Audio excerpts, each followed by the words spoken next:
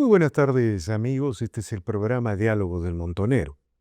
Bueno, hoy queremos hablar de las agroexportaciones, del milagro agroexportador en el Perú y el proceso electoral, incuestionablemente, de esta primera ronda electoral. Lo primero que tenemos que decir, que tenemos que recordar, es que las agroexportaciones se han convertido en un verdadero milagro que sorprende al mundo entero por la productividad, por las tecnologías que desarrollan los fondos agroexportadores en el Perú. El año pasado se logró exportar alrededor de 15.000 millones de dólares y hace 2 décadas atrás solo se llegaba a los 625 millones de dólares.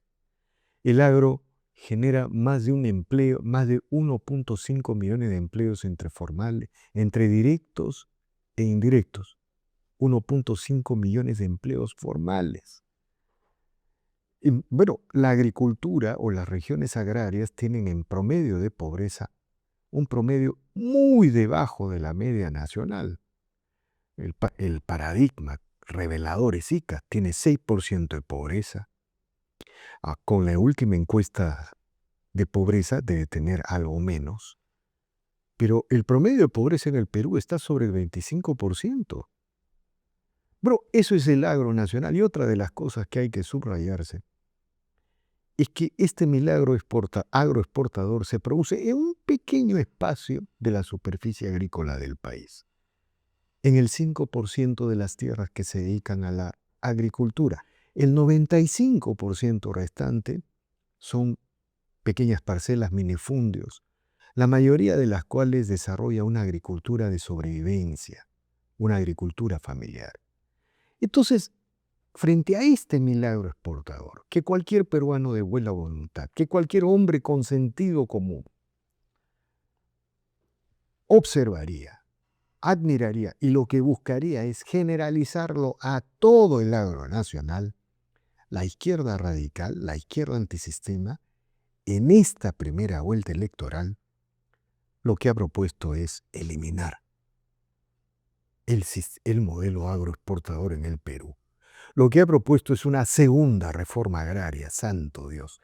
Una segunda reforma agraria, la reforma agraria de Velasco, que destruyó la economía nacional, que derribó el PBI en un 30%. Eso es lo que está proponiendo la izquierda. Y bueno, para reflexionar sobre estos temas, el día de hoy hemos convocado a Gabriel Amaro. Él es presidente de la Asociación de Gremios Agroexportadores del Perú y ha tenido la gentileza de aceptar esta conversación. Buenas tardes, señor Amaro, gracias por la conversación. ¿Cómo estás, Víctor Andrés? Un gusto estar en tu programa. Pero solo una aclaración. Soy presidente de la Asociación de Gremios Productores Agrarios, Pero, que incluye la parte agrícola, agroindustrial y agroexportadora también, ¿no? de acuerdo, Para todo tamaño de producción agraria, no solamente la grande, sino también la pequeña. de acuerdo. Ahora, planteada la aclaración, quisiera preguntarle, ¿ha visto usted el desarrollo de la primera ronda electoral y la manera como la izquierda ha demonizado el modelo agroexportador? Mira, no solamente en este momento, ¿no? Sino ya hay décadas en donde hay ese tipo de narrativas dadas por lo que tienen intereses en que la agricultura siga siendo pobre en el Perú, ¿no? Y cuando ha visto que dentro de la agricultura hay un subsector que genera riqueza y que tiene un camino clarísimo de desarrollar toda la agricultura y que hay fórmulas adecuadas para que esto se dé, de sacar a las personas de la pobreza, de producir, valga la redundancia, productos de la más altísima calidad aceptados por los países más desarrollados del mundo. Cuando se han dado cuenta de que Perú podía hacer eso, han venido las narrativas destructivas que les interesa la pobreza en el campo, ¿no? Con esas intencionalidades pues no tan santas, ¿no? Y eso es un poco lo que se ha visto ahora, ¿no? En estos días, ¿no? Y una de esas narrativas es que la agroexportación es solo para las grandes empresas, es para los ricos, dice. ¿Sabes? Y mientras que los pobres y los pequeños no ingresan a la agroexportación. Pero eso es mentira, ¿no? Si cogemos las 4 primeras cadenas agroexportadoras modernas, digamos, desde la el arándano, palta, etcétera, hasta la granada, digamos, más del 85% son pequeñas unidades productivas menores de 5 hectáreas. Es pequeña El agricultura. total de unidades El total de todo lo que se exporta, ¿no? De todas las unidades productivas que producen para las cadenas agroexportadoras. O sea, eso quiere decir de que han habido políticas públicas adecuadas que han podido integrar de manera natural a la pequeña agricultura con la agricultura moderna y gran empresa, ¿no? Pero todavía falta un montón, como tú bien dijiste, ¿no? Más del 94% de todo el territorio es todavía una agricultura pobre, ¿no? Entonces, ¿qué es lo que tenemos que mejorar? Una serie de políticas públicas y sobre todo el Estado peruano para que acelere ese proceso de formalización, de generación de riqueza del pequeño agricultor y entrar en las cadenas modernas. Ahora, hay un tema importante, ¿no? Esas narrativas lo que dicen, de alguna manera, es que van a prohibir las exportaciones, las agroexportaciones, porque lo que requerimos es mercado interno. Ahora, y es mala la agroexportación. Eso es totalmente falso. Todos los países del mundo exportan productos agrarios. Y más los países desarrollados. Más las potencias mundiales todavía. ¿Por qué? Porque ahí donde tienen capacidades y potencialidades, los países lo que buscan es ampliar mercados y conseguir divisas para crecimiento económico interno y sobre todo que la agricultura es uno de los principales generadores de empleo en los países. Claro, y la única manera de crear un mercado interno de productos agrarios, ¿no? Con intensa productividad, es generando empleo formal, es incrementando la capacidad del poder adquisitivo del productor agrario, que el día de hoy solo sobrevive. No, y además, porque también es un tema no solo de alimentación, sino de salud pública. O sea, uno tiene que buscar un sector agrario 100% formalizado de pequeños agricultores que puedan cumplir todos los protocolos, que cumplan los límites máximos de residuos de pesticidas, que tengan trazabilidad en sus productos. Mira, la Unión Europea está exigiendo a los países en varios productos, entre ellos el café y el cacao, por ejemplo, en la palma también, en la parte forestal, que exista trazabilidad y que sean totalmente formales.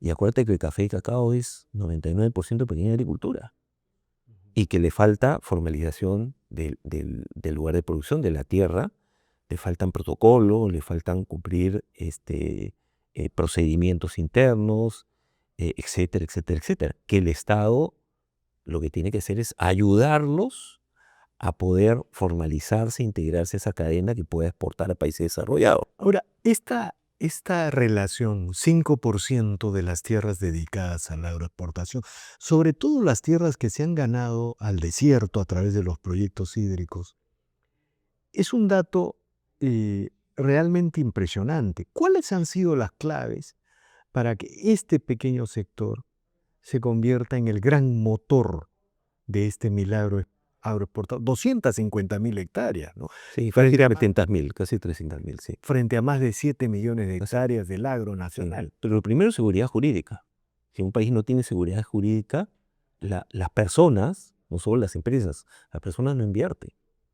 Entonces, si a uno le van a cambiar las reglas de juego a cada rato, la inversión no viene o se retira. Eso es lo primero. Por eso es que uno de los grandes cambios que hubieron fue la Constitución en los años 90, en donde le dio seguridad jurídica a la inversión y sobre todo seguridad jurídica a la tenencia de la tierra. Y que fue muy importante en el caso del agro, por ejemplo, ¿no? Respetan los contratos, ¿no? Pero también hay otros elementos de política pública que ayudaron a que surja una agricultura moderna en el país, de pequeña, mediana y gran empresa, y de personas naturales también que están en esta industria, que ha sido los tratados de libre comercio, que por ahí también hay narrativas de que quieren renegociar, que no van a poder renegociar mucho, porque tú estás haciendo tratados de libre comercio con un socio comercial que son países muy grandes, economías muy grandes. Nosotros no tenemos el peso específico. Ellos han señalado una serie de medidas contra este pequeño sector agroexportador. Bueno, está la constituyente, que es cambiar el marco constitucional, que es la base de la seguridad jurídica. Han planteado renegociar los tratados de libre comercio y algo sobre lo cual han apuntado es sobre el régimen promocional tributario, ¿no? Y lo que señalan es que se le está quitando recursos al pueblo para construir escuelas y postas médicas. ¿Cómo le respondemos a esta gente? A ver, en poco para terminar lo de los tratados de libre comercio, nosotros somos socios comerciales. Socios, que quiere decir de que tenemos igualdad de tratamiento, pero además hay una serie de reglas para digamos, cumplir el tratado de libre comercio.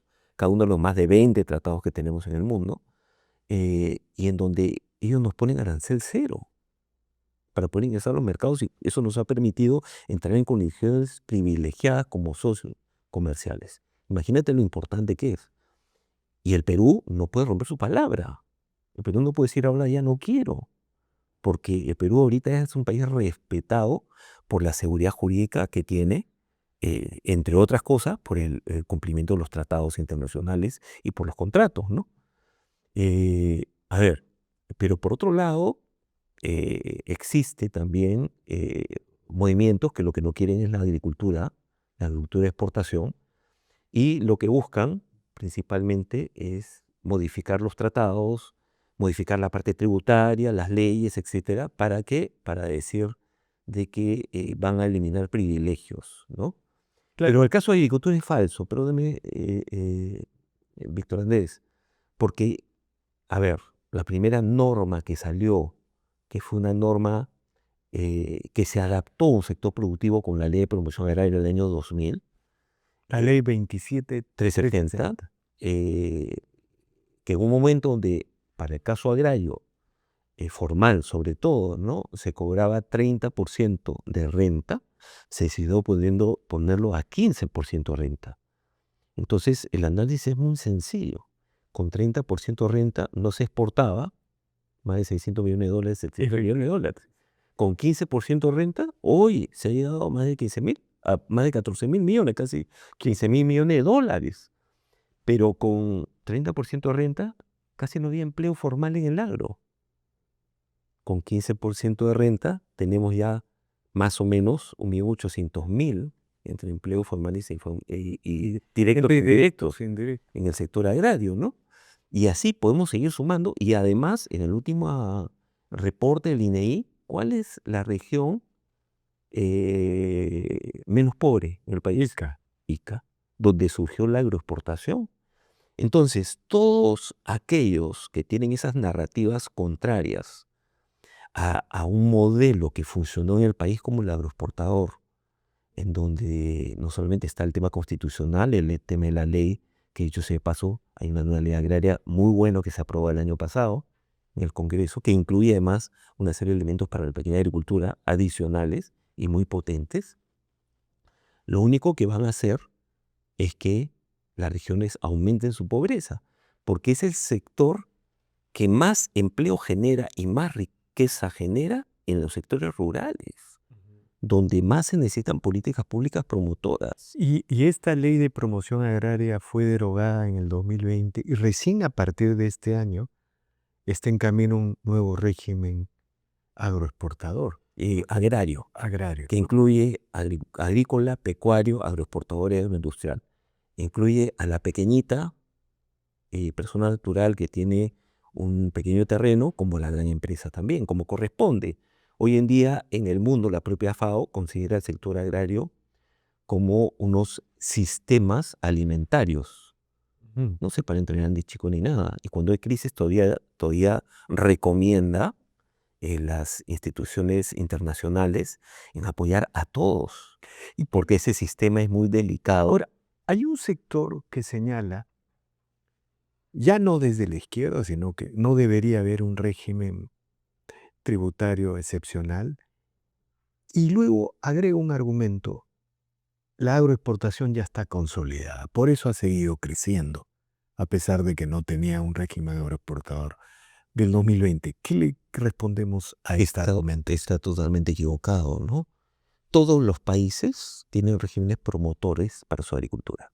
Toda agricultura, pecuaria, para el tema agroexportador y agroindustrial. Todos los países. Entonces, aquellos que dicen que es suficiente, es como decir que en tu casa no pides aumento de sueldo cuando necesitas y además has cumplido una serie de requisitos para pedir un aumento de sueldo porque es suficiente. Las familias lo que buscan es mayor bienestar, buscan incrementar sus ingresos, ¿no? El país también busca incrementar sus ingresos. Y con un régimen promotor que se adapta al sector agrario, el sector va a seguir creciendo. Mira, con las condiciones de la nueva ley agraria, nosotros estimamos, si las políticas públicas van en ese sentido de promover la inversión privada en el sector agrario y otros sectores evidentemente también, llegar por lo menos en los siguientes 10 años con la actual ley a 30.000 millones de dólares De exportación. de exportaciones. Y eso implica, imagínate cuánto empleo. Pero hay Entonces, duplicar las agroexportaciones. por lo menos, ¿y eso cuántas divisas va a traer al país? ¿Y cuánto progreso? ¿Y cuánto empleo? O sea, si estamos hablando que vamos a duplicar, por lo menos vamos a traer como mínimo más de 2, 3 millones de empleos más formales, Entre directos e directos e indirectos. Acuérdate tú que cuando se ataca a un sector económico como el agrario, estás atacando no solamente a las agroexportadoras, sino estás atacando desde el pequeño hasta el grande, pero además a toda la cadena industrial de bienes y servicios que atiende a este sector, que por lo menos es 5% del PDI más. Y la tragedia es que hay diferentes proyecciones que señalan que solo en la costa tenemos la posibilidad de ampliar la frontera agroexportadora a 1 millón de hectáreas más, sin contar la sierra y la selva. No sé si Así, las cifras son exactas. Si se consolidan estos 23 proyectos hídricos que hay en la costa a través de estos modelos de asociación público-privada, que tanto éxito, ellas fueron las claves, este modelo fue la clave del milagro agroexportador. Tendríamos 1 millón de hectáreas más y, bueno, prácticamente estaríamos definiendo un camino al desarrollo solo desde el sector agrario, sin contar la minería, el turismo, la claro, pesquería. claro, sobre todo va a haber posibilidades de empleo. Mira, el Perú necesita crecer por lo menos 6% anual para poder absorber a todos esos chicos que salen de los colegios, los institutos, las universidades. Ahorita con 3% no, es imposible. Y sobre todo, ¿cómo llegas a las zonas rurales que son las más necesitadas? Con la actividad productiva que se puede hacer en la zona rural. Una de ellas y la más importante es el sector agrario. Entonces sería de locos prohibir una actividad que demostradamente ha funcionado para el país, trayendo más impuestos, porque con 15% se recaudó más que con 30% de impuestos. Se recauda varias veces más, se ha Muchísimo, multiplicado varias porque viene la inversión. Has multiplicado varias veces la posibilidad de empleo formal en la zona rural. Has multiplicado muchas veces el ingreso por divisas, no sé, 670 millones al año por exportaciones agrarias contra más o menos 15.000. Imagínate, todo lo que ingresa al país de divisas que genera crecimiento económico, que es lo que necesitamos. Nosotros necesitamos desarrollo social, algunos lo llaman desarrollo humano, pero para lograr ese desarrollo social o desarrollo humano, lo que uno necesita es crecimiento económico. Es imposible lograr el desarrollo social sin desarrollo económico y crecimiento económico.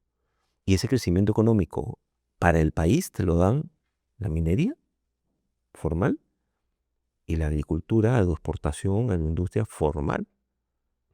Por eso que ya tienes el camino trazado de cómo generar riqueza en el agro. Ya lo tenemos, sabemos cuáles son las políticas públicas adecuadas. Algunas están vigentes todavía, ¿no? Y esperemos que se sigan fortaleciendo en los siguientes gobiernos, los siguientes años. Igual en pesca y otros sectores, ¿no? Lo que tenemos que hacer es mejorar las condiciones de competitividad internas, por un lado, para que venga más inversión, tanto nacional como extranjera, y por otro lado, perdóname, hacer un Estado más eficiente, que ese es nuestro problema. O sea, con un Estado ineficiente, donde hay corrupción, donde los trámites se demoran años, en donde te castigan por ser formal, etcétera, etcétera, etcétera, no vamos a poder lograr lo que todos queremos, ¿no? Disminuir toda la pobreza extrema y al máximo la pobreza en general y generar toda la infraestructura social que requiere el país y todos los servicios sociales, ¿no? De acuerdo. Ahora, siempre se suele argumentar que el milagro exportador, bueno, tiene que ver mucho con la morfología geográfica de la costa, ¿no? Mm.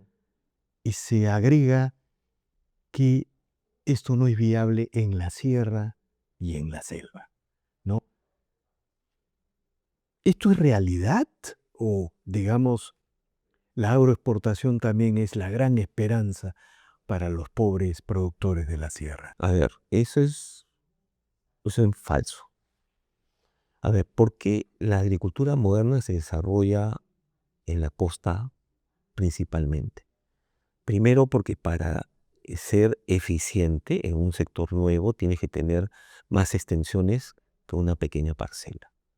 ¿Y dónde crece? Crece en las zonas principalmente desérticas.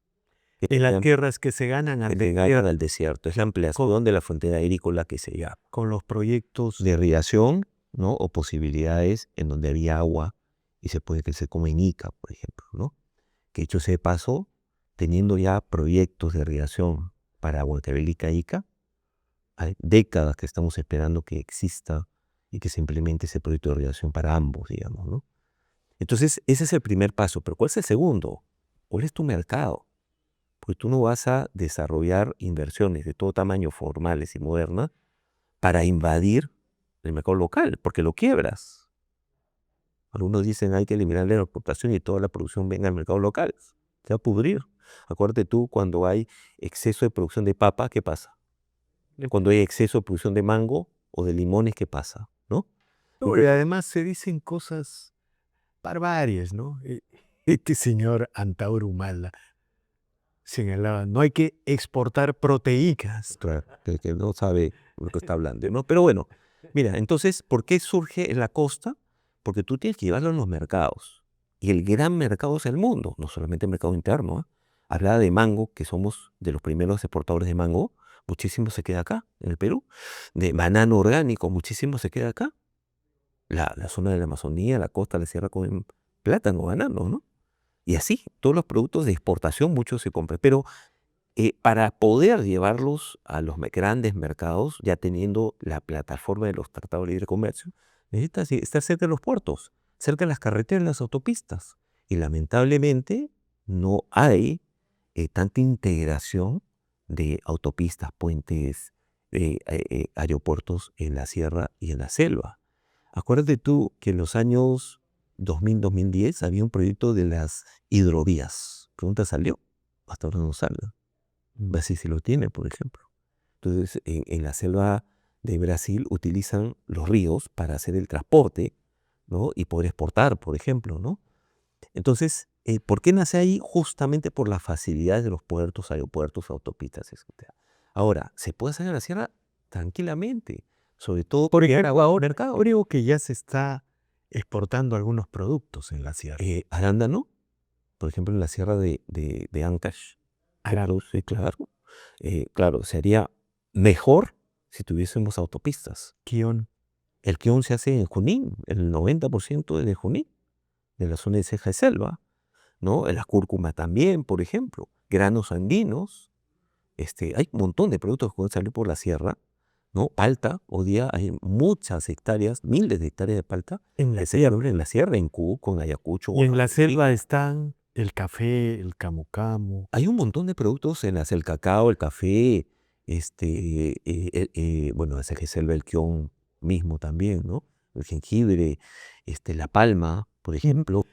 De acuerdo. Ahora, hay un sueño, digamos, algunos desarrollistas hablan de que si el Perú incluso desarrollara todo su potencial agroexportador, no solamente llegaría al desarrollo, sino que también reconfiguraría el espacio urbano del Perú, porque surgirían ciudades intermedias, ¿no? Habría una migración de la costa a estas ciudades intermedias, de estos pequeños poblados de la sierra a estas ciudades intermedias. Es decir, habría una reconfiguración no solamente económica, social, de reducción de pobreza, sino incluso urbano, social, que tendría un enorme efecto en las universidades, Claro. en la manufactura y los servicios. Este es un sueño agroexportador y que de alguna manera me, lo tengo subrayado en parte del libro que publicó usted. ¿Cómo se llama? Disculpe usted la... Agro, la gran apuesta al Perú. Agro, la gran apuesta del Perú. Bueno, algo de eso está ahí. Coméntenos algo, o sea, digamos, hay un sueño agroexportador, hay un gran proyecto, un bosquejo, un borrador de ese gran proyecto que atraviesa toda la sociedad. Sí, mira, y que tiene que ver también con la agricultura para el mercado local. Tiene que ver, evidentemente, ¿no? No se trata de todo venderlo al exterior. O sea, en todos los países conviven la agroexportación con la producción local. Conviven, son parte de las cadenas productivas, ¿no?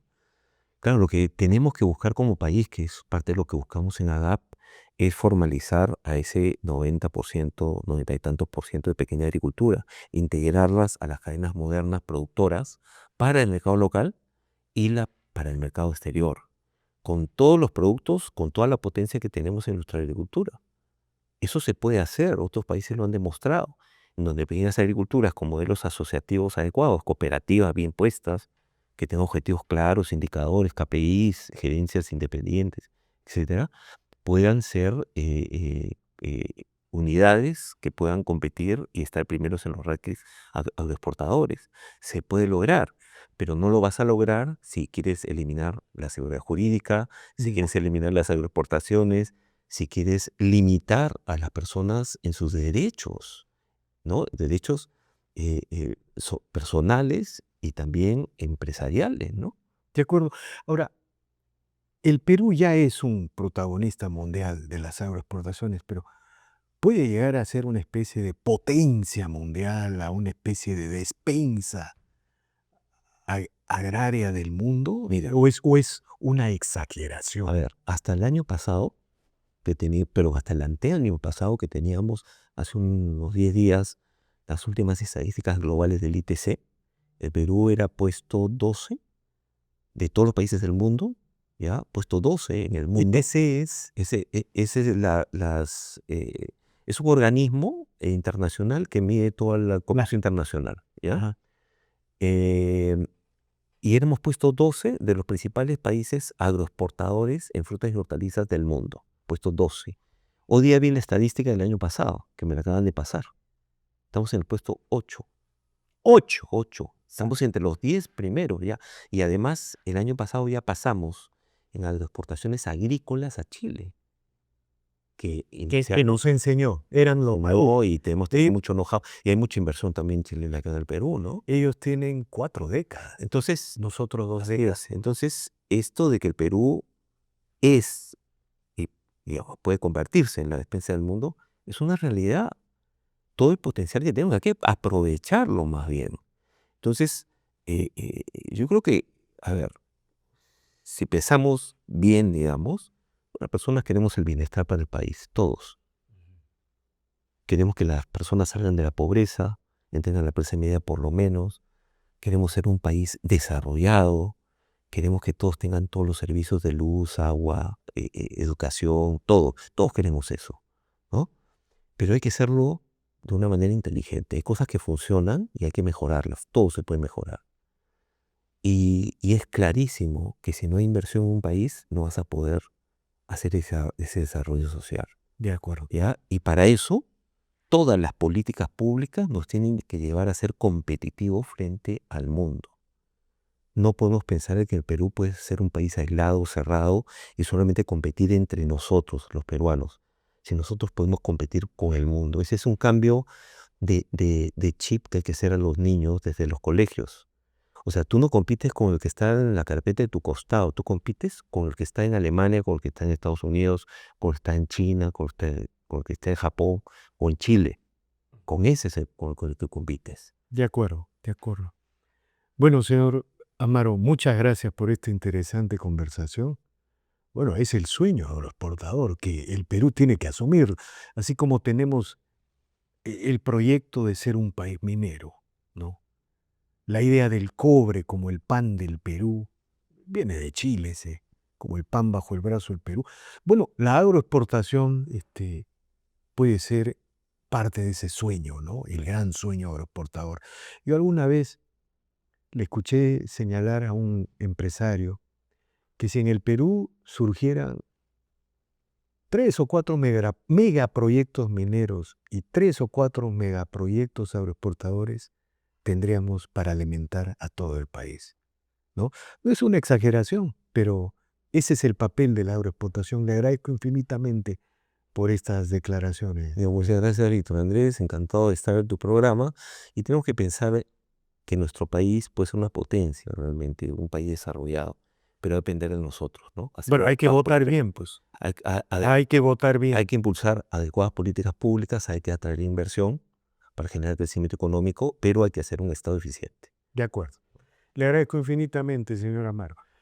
Bien amigos, esta ha sido una nueva edición de Diálogos del Montonero. No olvide de suscribirse al canal, dejar su comentario. Así este proyecto avanza y se consolida. Muchas gracias.